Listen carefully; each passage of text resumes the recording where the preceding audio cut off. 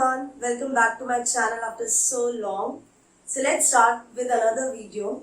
The topic of today's video is structural organization in animals. This is from standard 11 chapter 7. So in this chapter we are going to talk about animal tissues. Animal body कितने type के tissue से बनी होती है हम वो discuss करेंगे इस चैप्टर में.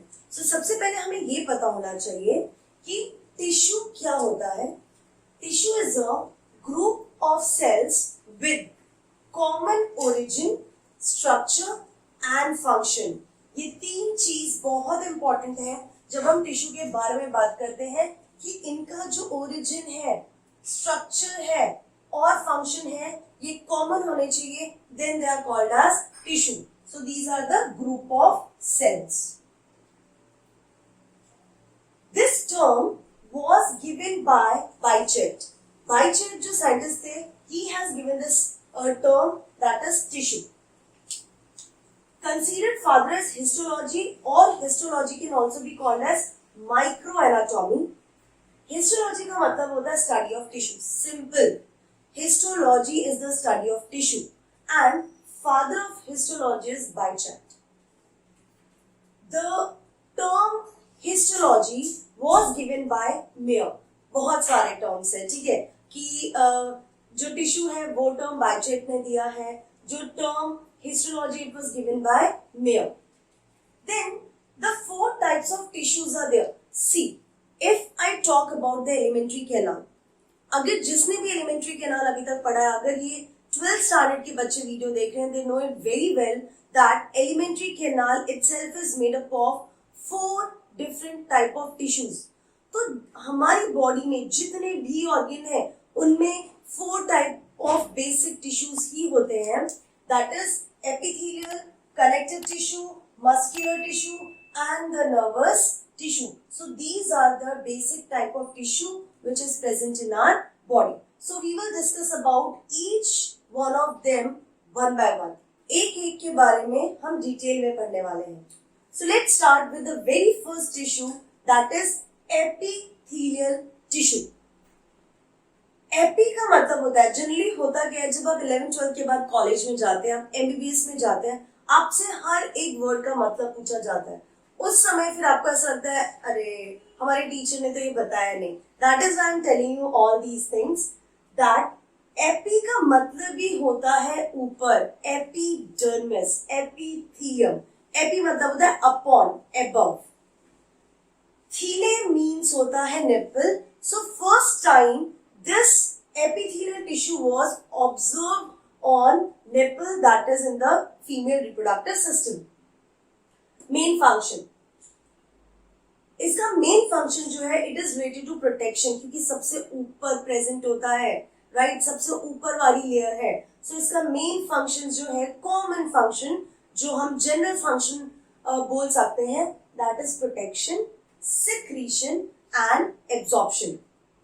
Covers both internal as well as external surface of the body. तो कोई भी बॉडी पार्ट है, अगर मैं यहाँ पे स्टमक बना रही हूं, राइट, स्टमक है. सो स्टमक में if you know it very well, जो आउटर मोस्ट लेयर है स्टमक का, that is serosa.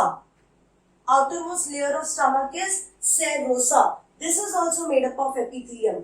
And जो innermost layer है that is mucosa, mucosal epithelium, right?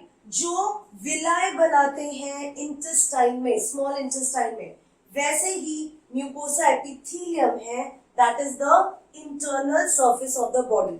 तो एपिथेलियम जो होता है वो external as well as internal surface जो होता है किसी भी ऑर्गन का, बॉडी का, उसे कवर करते हैं. They develop from when the organism is there in their embryonic stage. जब उनके अंदर 3 जर्म लेयर्स होते हैं, एक्टोडर्म, मेसोडर्म, एंडोडर्म. सो ये तीनों लेयर्स कैपेबल है एपिथेलियम बनाने के लिए. So we give terms, different terms to those epithelium. Suppose मैं आपको example देती हूँ. If there is epithelium develops from mesoderm, आप उसे mesothelium कहते हैं. इंपॉर्टेंट है, आप लोग ये वर्ड पढ़ोगे एलिमेंट्री कैनाल के हिस्टोलॉजी में. So if the epithelium develops, तो बस नाम एपिथेलियम का एपिथेलियम ही है, बट हम जस्ट डिफरेंशिएट करने के लिए उनको अलग अलग नेम्स दे देते हैं. अगर वो मीजोडर्म से डेवलप हुआ हम उसको मीजोथेलियम बोल सकते हैं. This tissue has free surface which faces either a body fluid or the outside environment. तो जब भी हम एपिथेलियल टिश्यूज को ड्रॉ करते हैं, एपिथेलियल टिश्यूज के केस में एपिथेलियल टिश्यू इस तरीके से प्रेजेंट होते हैं कि उनका एक सरफेस जो है ये फ्री सरफेस है.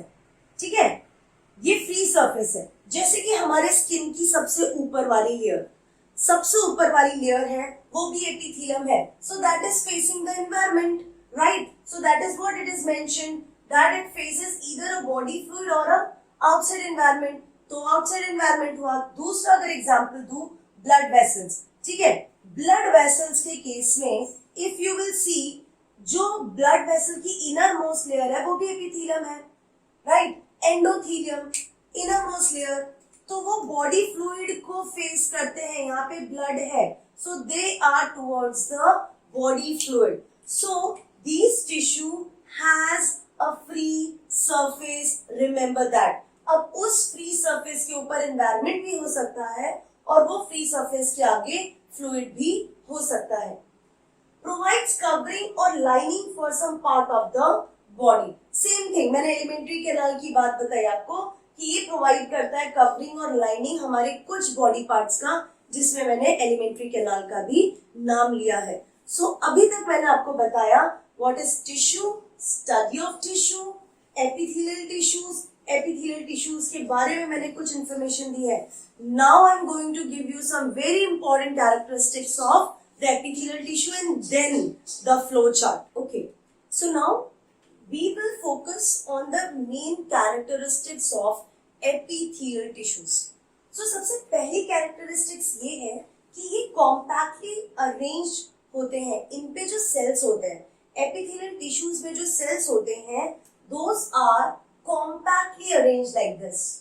Compactly arranged means there will be very less or no intercellular space.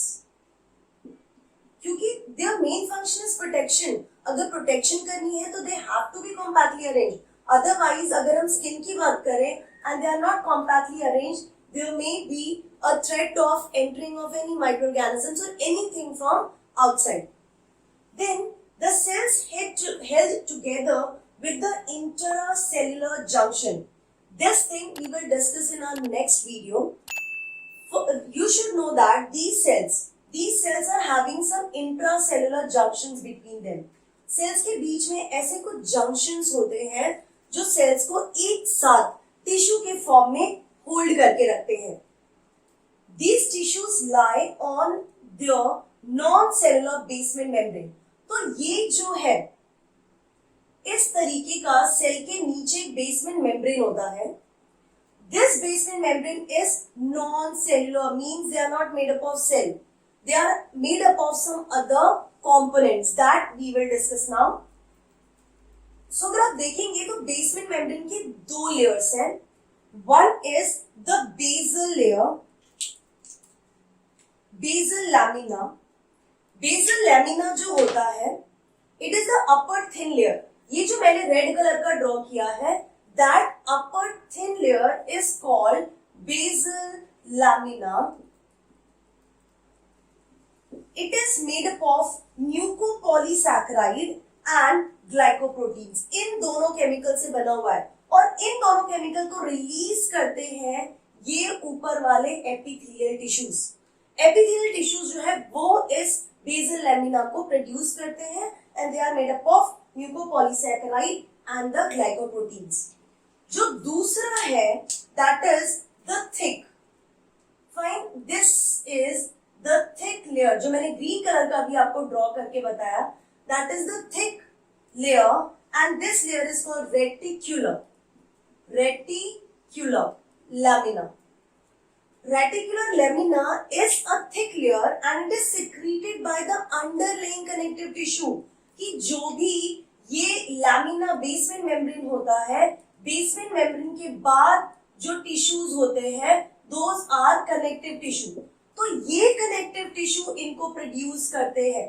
ठीक है. सो ऊपर वाली लेयर को एपिथेलियल टिश्यू प्रोड्यूस करते हैं, नीचे वाली लेयर को कनेक्टिव टिश्यूज प्रोड्यूस करते हैं. ठीक है.